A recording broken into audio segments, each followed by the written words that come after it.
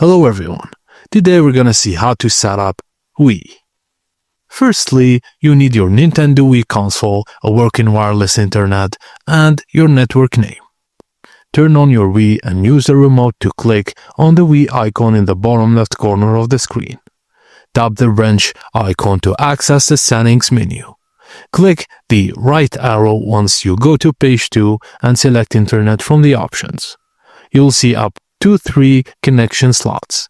Select any empty connection and choose wireless connection, then select search for an access point.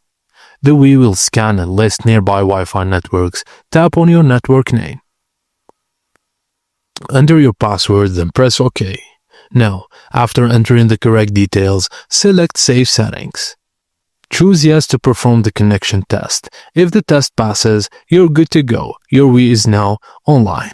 You'll now be able to use features like Wii Shop channel, online games, and updates. And that's it, guys. Thank you for watching, and please don't forget to like and subscribe for more.